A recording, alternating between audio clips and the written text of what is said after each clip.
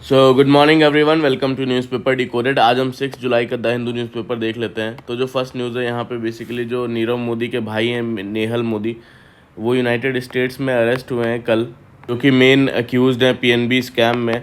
और कितने का घोटाला हुआ है, 13,578 करोड़ रुपए का, उसमें मेन अक्यूज़ड हैं ये। और इनका एक्स्ट्रेडिशन रिक्वेस्ट किया गया था ईडी और सीबीआई के द्वारा, है ना।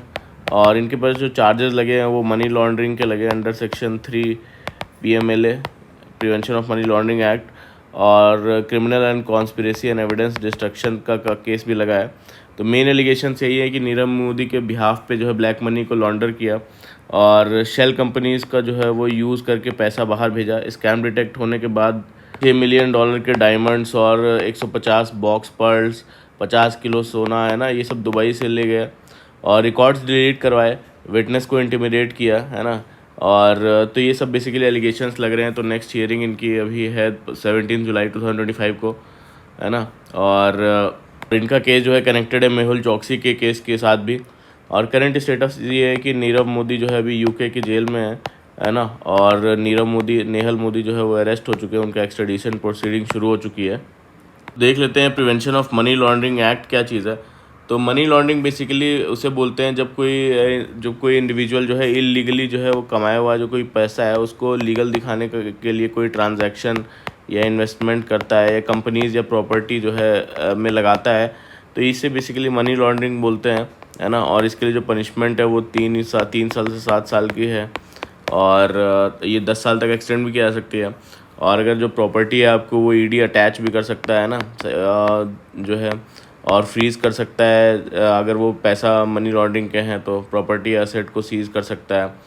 और बर्डन ऑफ प्रूफ जो है वो बेसिकली वो एक्यूज पे ही प्रूफ जो है देना पड़ता है कि पैसा लीगल है या नहीं। और इसके लिए बेसिकली डेजिग्नेटेड स्पेशल कोर्ट्स होते हैं जो फास्ट ट्रैक कोर्ट्स जो फास्ट ट्रैक पे जो है ट्रायल करती हैं, है ना। तो इसको एनफोर्स करने के लिए बेसिकली नोडल एजेंसी जो है एनफोर्समेंट डायरेक्टोरेट है ना।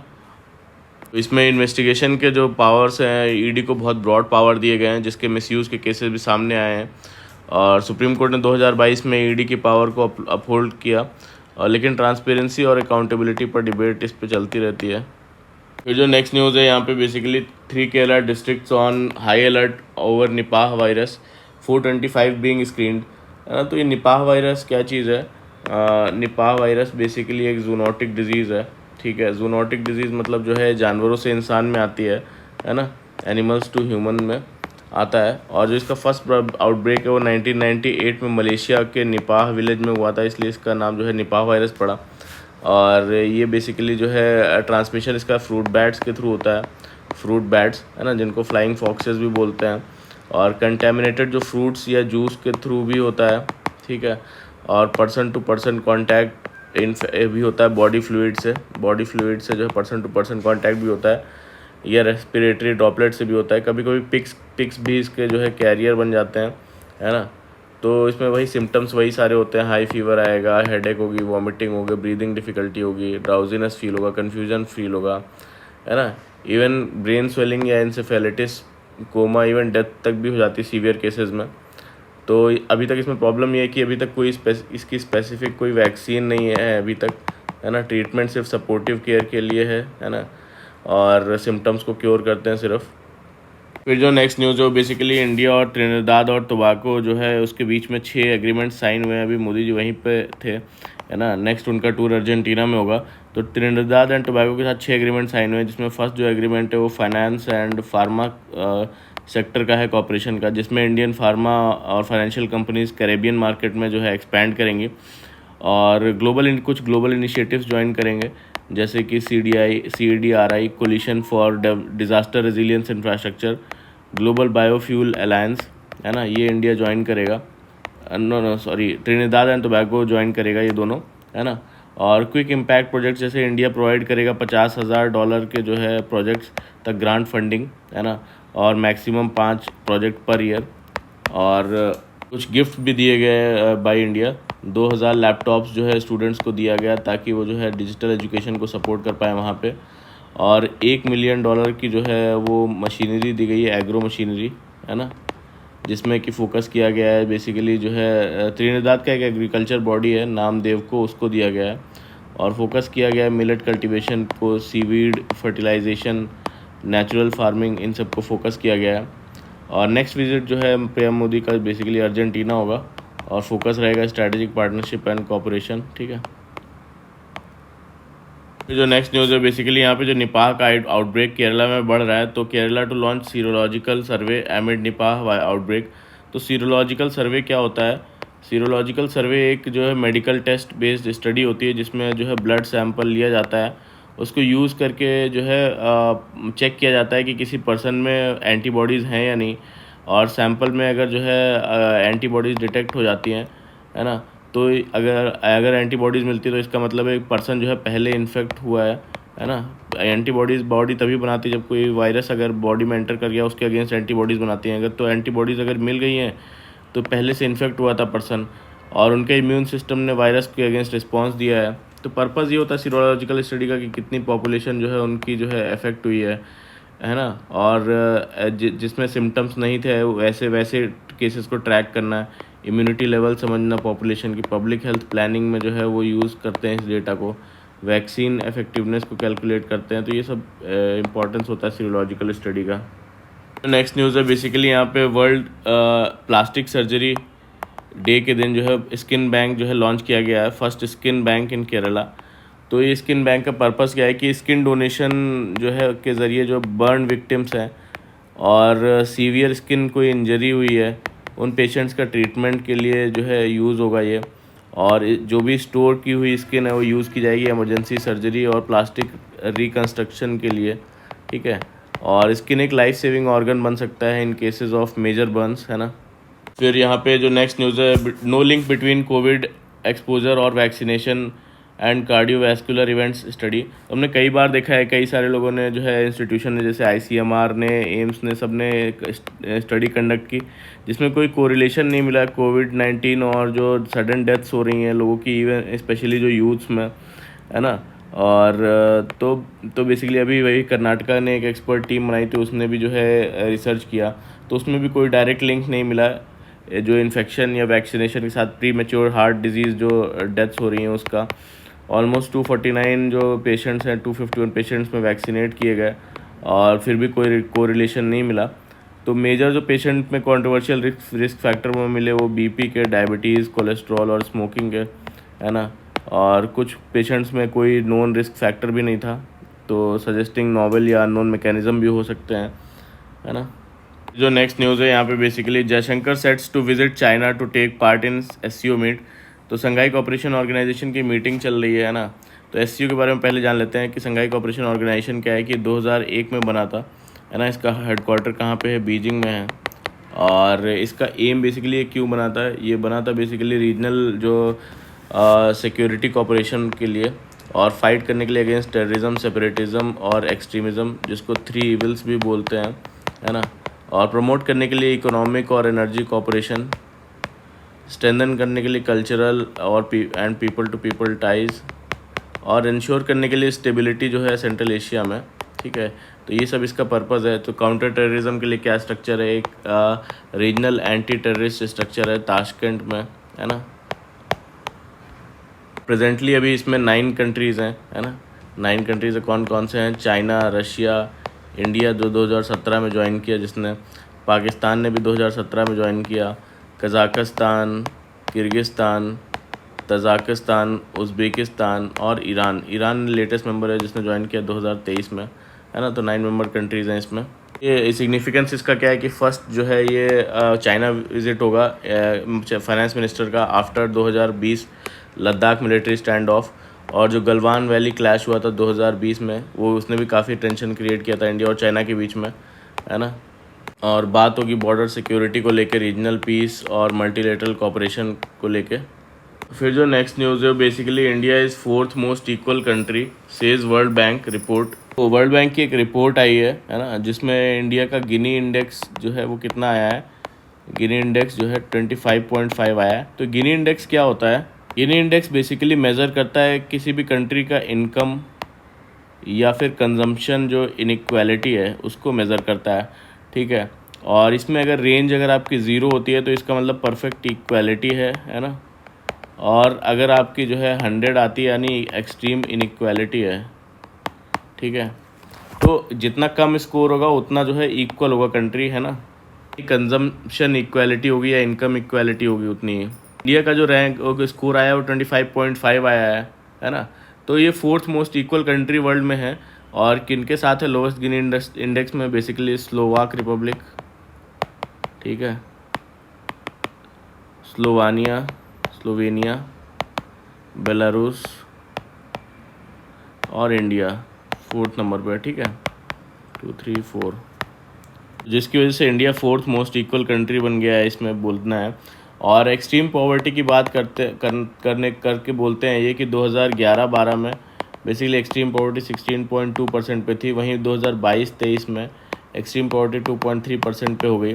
और चाइना के कंपैरिजन में अगर देखें तो चाइना का जो गिनी इंडेक्स है वो बेसिकली 35.7 है और यूएसए में 41.8 है, तो मच मोर अनइक्वल है एज़ कम्पेयर टू इंडिया, इसमें बोल रहे हैं। और गवर्नमेंट ने इस जो प्रोग्रेस है उसका क्रेडिट दिया है बेसिकली वेलफेयर स्कीम्स को और फाइनेंशियल इंक्लूजन की स्कीम्स जो हैं, जन धन और प्रधानमंत्री आवास योजना, ये सब, और रूरल डेवलपमेंट से फूड सिक्योरिटी और डायरेक्ट बेनिफिट ट्रांसफर्स को भी जो है क्रेडिट दिया है ना। तो अब इंडिया जो है किस कैटेगरी में फॉल करता है? ये बेसिकली 25.5 स्कोर है, तो ये मॉडरेटली लो इनइक्वालिटी ग्रुप में जो है आता है, जिसमें जिन कंट्रीज़ का गिनी इंडेक्स 25 से 30 के बीच में होता है वो इस ग्रुप में आते हैं, है ना। Very close to low inequality, जिनका जो है 25 से भी कम होता है।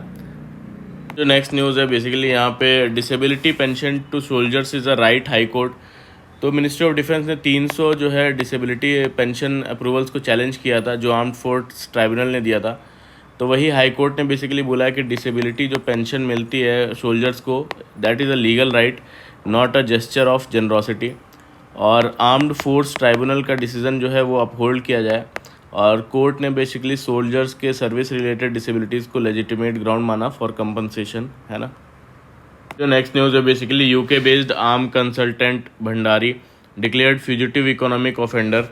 तो जो एक बेसिकली इन पे चार्ज लगा कि टैक्स इवेजन का चार्ज लगा, मनी लॉन्ड्रिंग का चार्ज लगा और इलीगल ओवरसीज एसेट ओनरशिप का चार्ज लगाया। तो उसके अंडर जो है 30,000 कोर्ट ने इनको फ्यूजिटिव इकोनॉमिक ऑफेंडर जो है वो डिक्लेयर किया है under fugitive economic offenders act 2018, है ना। और जो भी ईडी ने अपने एप्लीकेशन में जो है डिक्लेयर किया है as a fugitive economic offender, तो ये बेसिकली 2016 में लंदन भाग गए थे उसके बाद, और इनकम टैक्स डिपार्टमेंट में उन पे टैक्स इवेजन का आरोप लगाया है। और तो 2009 में भंडारी ने बेसिकली जो है लंदन में एक प्रॉपर्टी एक्वायर की, है ना। और उन पर जो है बेसिकली फ्यूजिटिव इकोनॉमिक ऑफेंडर्स जो एक्ट है 2018 का, ये क्या है? ये बेसिकली जो है उन लोगों के खिलाफ एक्शन लेता है जो इकोनॉमिक क्राइम करके जो है वो इंडिया से भाग जाते हैं और वापस फिर कोर्ट के सामने नहीं आते हैं। तो किन टाइप के लोगों को इकोनॉमिक ऑफेंडर बोला जाता है? उन्होंने जिसने जो है 100 करोड़ से ज़्यादा कोई इकोनॉमिक क्राइम किया हो, 100 करोड़ से ज़्यादा का, है ना, और वो इंडिया से भाग गया हो और कोर्ट के सामने वापस आने से इनकार करता हो, तो उसे बेसिकली फ्यूजिटिव इकोनॉमिक ऑफेंडर बोलते हैं। और जब तक कोई जो है फ्यूजिटिव इकोनॉमिक ऑफेंडर कोर्ट के सामने वापस नहीं आता था वो कोई सिविल केस या क्लेम नहीं कर सकता।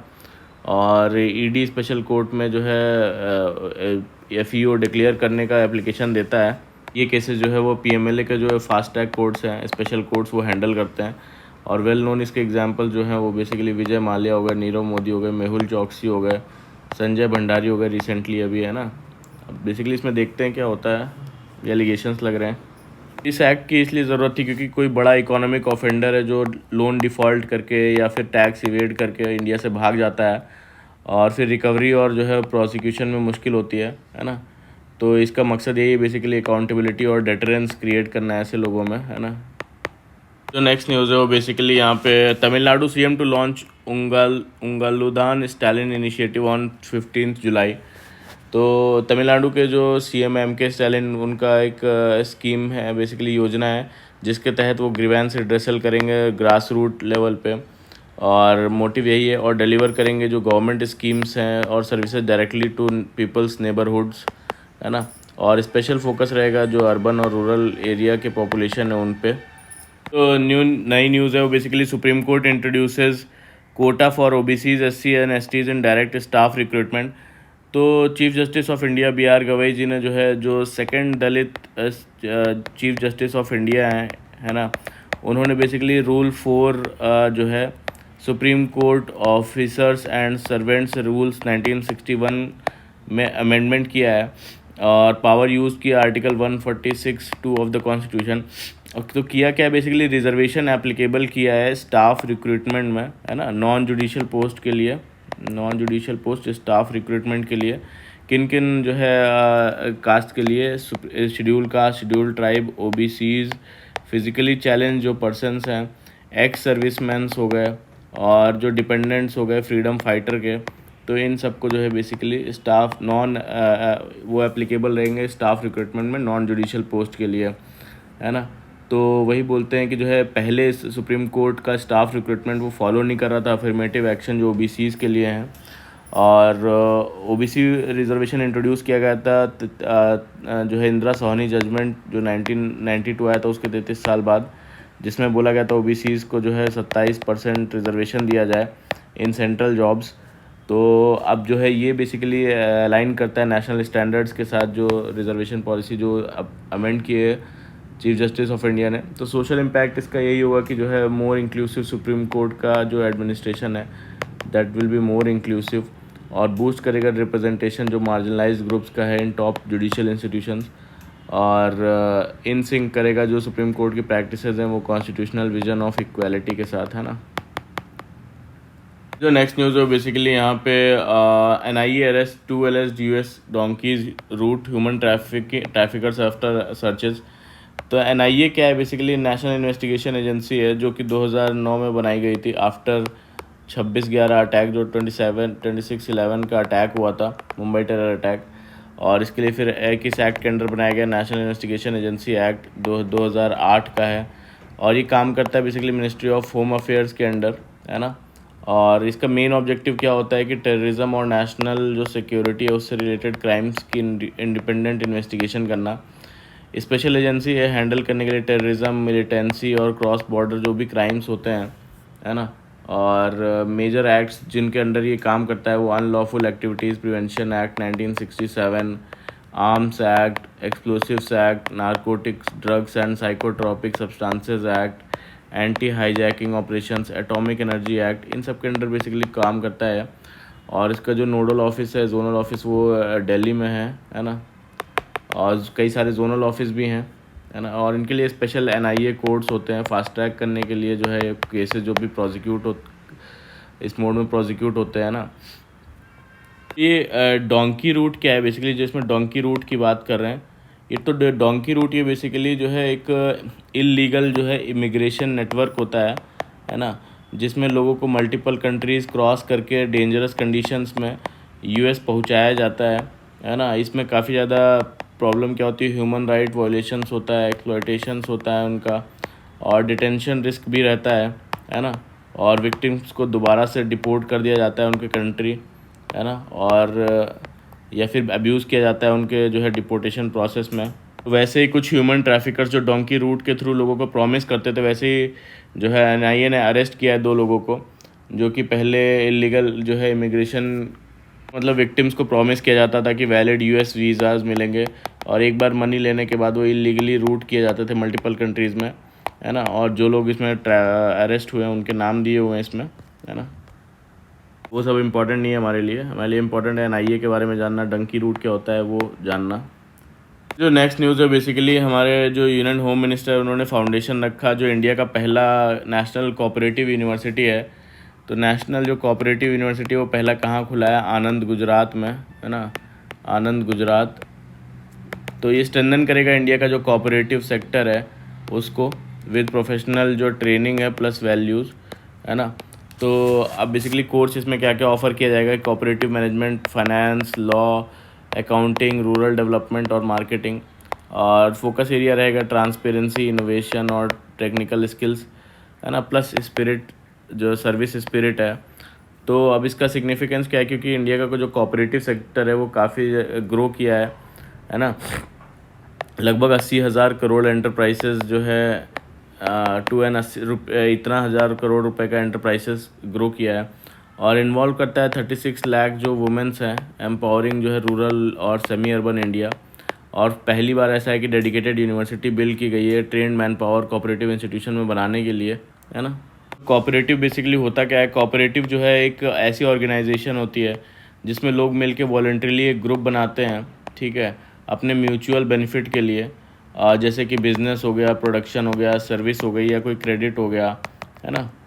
एग्जाम्पल जैसे कि क्या हो गया, एग्जाम्पल जैसे मान लीजिए अमूल हो गया, डेयरी कोऑपरेटिव है गुजरात में, मिल्क प्रोड्यूसर। एग्रीकल्चरल कोऑपरेटिव हो गया इफ़को, है ना। तो ये सब चीज़ें जो है बेसिकली क्या है, कोऑपरेटिव्स का एग्जाम्पल है। तो नेक्स्ट न्यूज़ है basically prove forest right act damaged forest says tribal affairs ministry. तो गवर्नमेंट हर साल एक रिलीज़ करती है रिपोर्ट जिसका नाम है India state of forest report, है ना। उसमें बोला गया कि जो है कुछ जो है फॉरेस्ट एरियाज़ वो लॉस हुए हैं, और उसके लिए कई सारे रीजंस भी दिए। और एक जो रीज़न उसमें मेंशन था कि फॉरेस्ट एरियाज़ जो है वो लॉस हुए हैं ड्यू टू जो है लोगों को फॉरेस्ट राइट एक्ट के अंदर जो है टाइटल राइट्स मिले, लैंड टाइटल राइट्स, उसकी वजह से, है ना। तो अब बेसिकली क्या है कि ट्राइबल अफेयर्स मिनिस्ट्री ने क्या बोला कि जो है ये जो क्लेम है वो अनफेयर है और not backed by scientific proof है। और फॉरेस्ट राइट एक्ट जो है वो सिर्फ राइट देता है, और इसका मतलब ये नहीं कि वो जो है फॉरेस्ट को कट करने का राइट देता है ना। और ये रिकॉग्नाइज करता है उनका ट्रेडिशनल लैंड, और कोई नई लैंड को रिकॉग्नाइज नहीं करता है, या इलीगल वर्क को रिकॉग्नाइज नहीं करता है। वही बेसिकली ट्राइबल मिनिस्ट्री ने बोला कि ऐसे स्टेटमेंट से गलत मैसेज जा सकता है कि ट्राइबल्स लोगों को जंगल को नुकसान पहुंचा रहे हैं। अब ये फॉरेस्ट राइट एक्ट है क्या, बेसिकली इसमें क्या प्रोविजंस हैं। तो फॉरेस्ट राइट एक्ट जो है उसमें कुछ राइट्स मिलते हैं वहाँ की जो ट्राइबल कम्युनिटी होती है उसको, जिसमें इंडिविजुअल फॉरेस्ट राइट रहते हैं। ट्राइबल्स या जो फॉरेस्ट डलर्स के पास जो है जंगल में जो ज़मीन है अप टू 4 हेक्टेयर्स, है ना, उसका हक उनको दिया जाता है खेती या रहने के लिए, है ना, टाइटल राइट्स जिसे बोलते हैं, ठीक है। इसी के चलते बोल रहे हैं कि जो है उनको टाइटल राइट्स दिए गए जिससे फॉरेस्ट कट हुए, जिस पे कंट्रोवर्सी है। फिर दूसरा है जो कम्युनिटी फॉरेस्ट राइट, इसमें बेसिकली जो ट्राइबल्स हैं उन मिलकर जो है फॉरेस्ट के कुछ हिस्सों पर और उसका प्रोटेक्शन का बेसिकली राइट मिलता है, कम्युनिटी राइट। जैसे कि लकड़ी हो गई, वुड हो गई, फ्रूट हो गया, है ना, जड़ी बूटियाँ हो गई, या कोई सिंचाई है या फिशिंग है उसका राइट मिलता है। और basically community forest resource right भी मिलता है। रिसोर्स राइट में क्या होता है कि पूरे जंगल को, एरिया को मैनेज करने का अधिकार मिल जाता है जहाँ वो रहते हैं, है ना। और रिहेबिलिटेशन राइट्स भी देते हैं, अगर किसी ट्राइबल को फॉरेस्ट से बिना उनके मान के हटाया गया है और कंपनसेशन के बिना हटाया गया है, तो उनको जो है रिहेबिलिटेट करना जो है ज़रूरी होता है। और right to protect and conserve भी मिलता है, यानी कि जो है वो खुद अपने नियम और जो है वो कल्चर के वो बेसिकली उससे प्रोटेक्ट कर सकते हैं फॉरेस्ट को बिना फॉरेस्ट डिपार्टमेंट के जो है इंटरफेरेंस के। तो ये सारे फॉरेस्ट राइट में कुछ एक्ट्स मिलते हैं। फॉरेस्ट एक्ट 2008 का एक्ट है। जो नेक्स्ट न्यूज़ है बेसिकली ब्रिक्स मीटिंग जो चल रही है ब्राज़ील के जो है रियो दी जनेरियो में, ठीक है।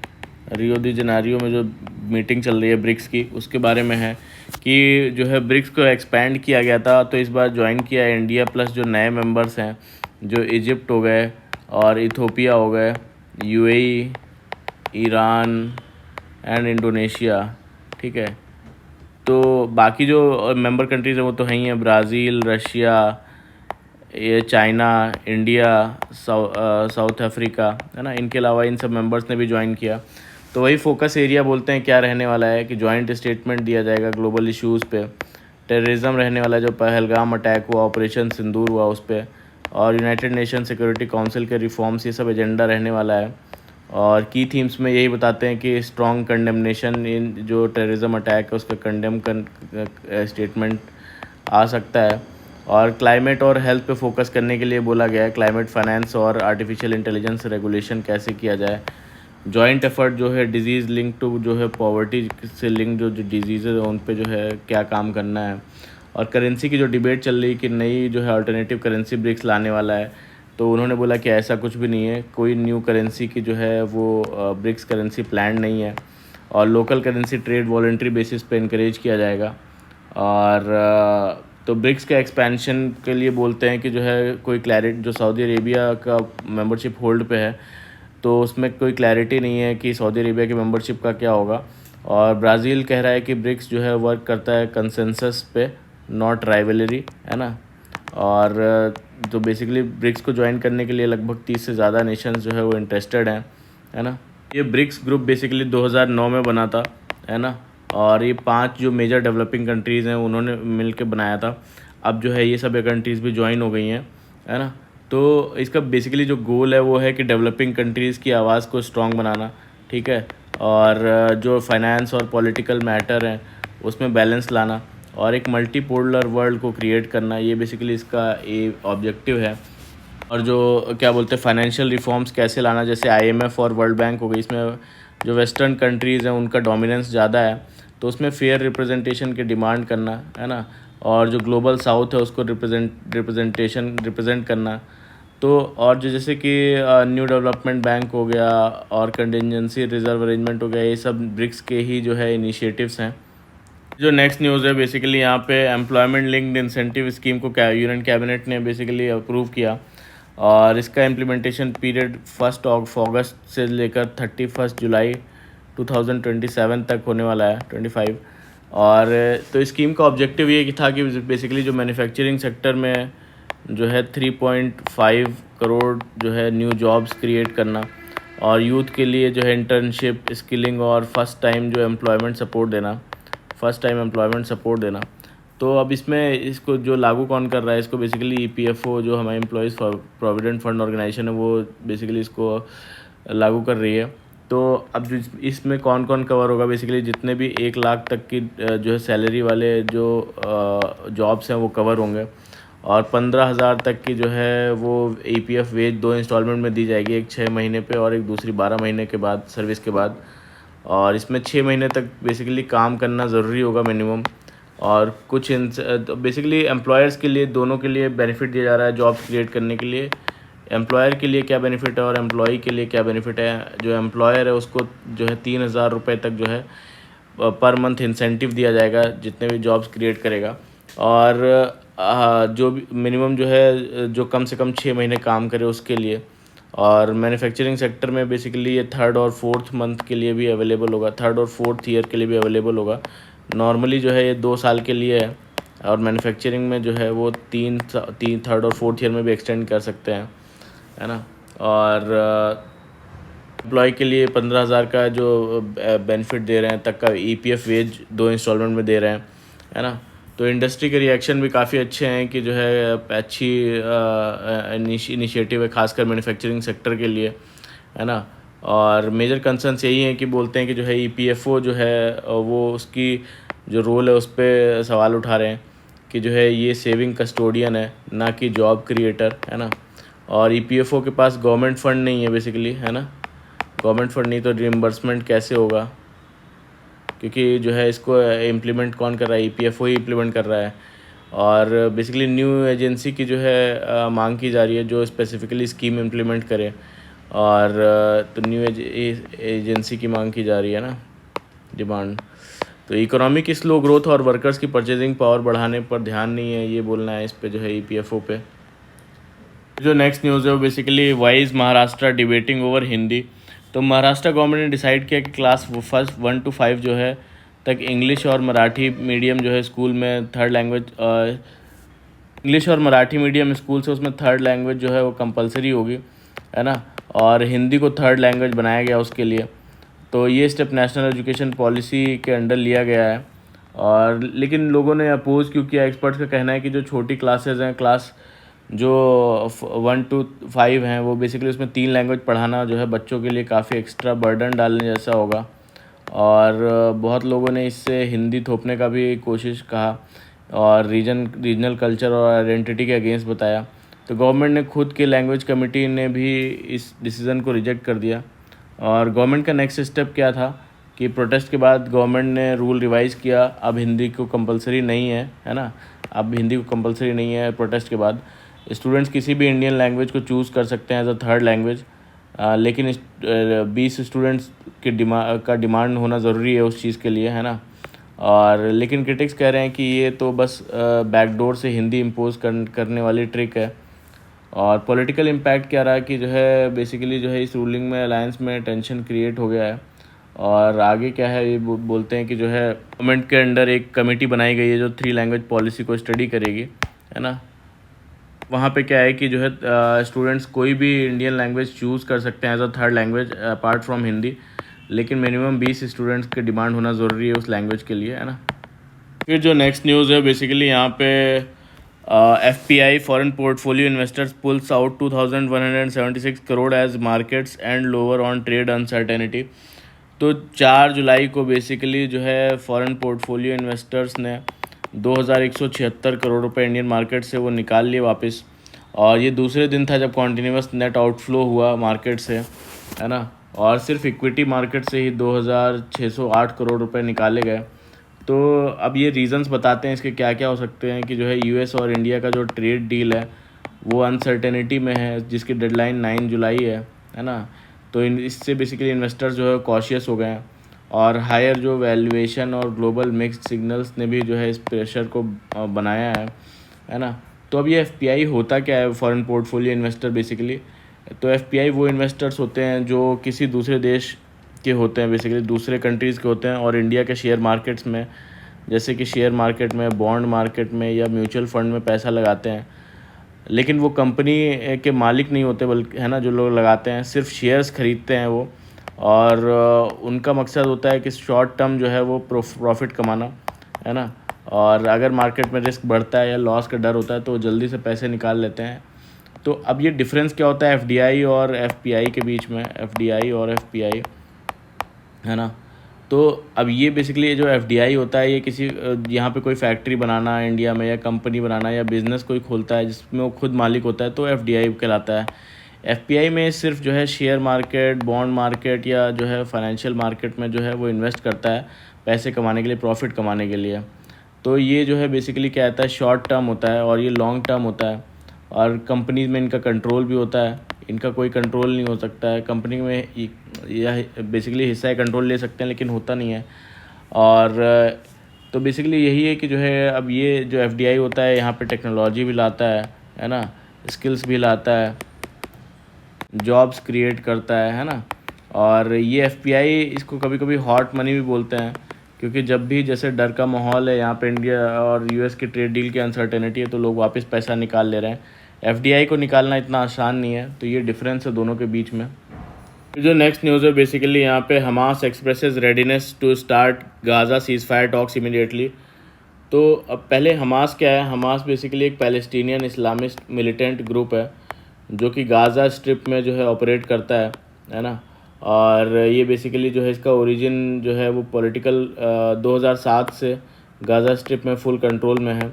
और इसका जो एम है कि इंडिपेंडेंट पैलेस्टीनियन स्टेट बनाना, इज़राइल के ख़िलाफ़ है। और हमास का कहना है कि वो इज़राइल के ऑक्यूपेशन जो ऑक्यूपाई कर रहा है उसके ख़िलाफ़ रेजिस्टेंस कर रहा है। और ये इस्लामिक रूल चाहता है बेसिकली हमास, और बेसिकली पैलेस्टीन के एरियाज़ में इसके 2 विंग्स हैं। एक तो मिलिट्री विंग है, मिलिट्री आर्म जो आर्म्ड अटैक करता है इज़राइल पे, और दूसरा पॉलिटिकल विंग है, गाज़ा में गवर्नमेंट चलाते हैं बेसिकली हेल्थ केयर और जो एजुकेशन को लेके। तो वही अभी न्यूज़ क्या है, न्यूज़ ये है कि बेसिकली जहाँ इज़राइल अपना नेक्स्ट स्टेप देख रहा है कि हम हमास के साथ क्या करें, वहीं जो है हमास ने US जो बैक्ड सीज़ फायर प्रपोज़ल है उस पर जो है तुरंत बातचीत शुरू करने की बात कही है। और हमास ने अपने दूसरे जो पैलेस्टीनियन फैक्शंस के साथ कंसल्ट करने के बाद कहा कि वो सीरियस है सीज़ फायर मैकेनिज़्म पे नेगोशिएट करने के लिए, है ना। और लेकिन गारंटी मांगी है कि इज़राइल फिर से हमला ना करे। और गाज़ा में इजरायली स्ट्राइक से लगभग 32 लोग मर गए। फिर से टोटल डेथ्स जो है वो 57,268 हो चुकी है वहाँ पे। फिर जो नेक्स्ट न्यूज़ है बेसिकली यहाँ Trump signs 12 trade letters to be sent out next week. तो US प्रेसिडेंट डोनाल्ड ट्रम्प ने 12 नए ट्रेड लेटर्स जो है वो साइन किए हैं जो कि 7 जुलाई को भेजे जाएंगे, है ना। ये उन कंट्रीज़ को भेजा जाएगा जिन पर जो है नए इंपोर्ट टैरिफ वो या कस्टम ड्यूटीज़ जो है वो लगने वाले हैं। तो इसका बैकग्राउंड क्या है कि अप्रैल 2025 में जो है ट्रम्प ने 10 से 70% तक के टैरिफ्स लगाए, नए टैरिफ अनाउंस किए, लेकिन उनसे जो है 9 जुलाई तक पॉज दिया, है ना। ताकि ट्रेड टॉक्स हो सकें शायद देशों से। तो किन किन पर असर पड़ेगा बेसिकली, ताइवान, यूरोपियन यूनियन और कई दूसरे जो पार्टनर कंट्रीज़ हैं, है ना। और चाइना और यूएस के बीच में क्या बात हुई कि वाशिंगटन और बीजिंग ने एक टेम्परेरी जो है, यूएस और चाइना ने एक टेम्परेरी एग्रीमेंट साइन किया है, और ताकि जो है टैरिफ्स को टेम्परेरी दोनों साइड से कम किया जा सके। और क्या मतलब है इस न्यूज़ का कि बेसिकली जो है ग्लोबल ट्रेड पर इसका असर पड़ सकता है, और इंडिया जैसे डेवलपिंग कंट्रीज़ भी इनडायरेक्टली इफ़ेक्ट हो सकते हैं। और इंपोर्ट एक्सपोर्ट जो है बिज़नेस को नए ड्यूटीज़ का जो है टेक केयर रखना पड़ेगा कि क्या कैसे इसमें प्रोग्रेस हो सकता है। फिर जो नेक्स्ट न्यूज़ है वो बेसिकली हमने कल देखा था कि रशिया ने यूक्रेन के कीव कैपिटल पे अटैक किया था। फिर वहीं यहाँ अभी क्या हुआ है, यूक्रेन ने रशिया का जो एयरबेस है ना, बोरिसोग्लेब्स्क एयरबेस, है ना, उस पर अटैक किया है। और यूक्रेन के आर्मी के अकॉर्डिंग बेसिकली उन्होंने ग्लाइड बॉम्ब्स का डिपो, एयर ट्रेनिंग एयरक्राफ्ट, इन सबको टारगेट किया। और बेसिकली फिर उसके रिटेलिएशन में रशिया ने भी जो फ्राइडे सैटरडे नाइट को 322 ड्रोन से यूक्रेन पे अटैक किया। और यूएस मिलिट्री एड का इशू क्या है कि अमेरिका जो है कि कुछ मिसाइल जो शिपमेंट है उसको पॉज कर दिया है। तो जो अब यूरोप के जो कंट्रीज़ हैं वो सपोर्ट करने की प्लानिंग में है।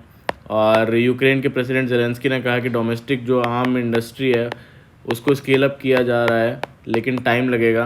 बेसिकली वॉर अभी इंटेंस फेज़ में है, और यूक्रेन ने रशिया के अंदर स्ट्राइक बढ़ा दिए हैं। तो रशिया ड्रोन वॉरफेयर ज़्यादा कर रहा है ना। और इंटरनेशनल एड स्लो डाउन, और यूक्रेन थोड़ा प्रेशर में है, ऐसा इसमें दिखाया है।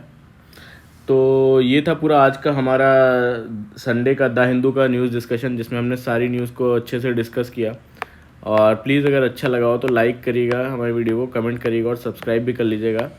Thank you very much for the discussion.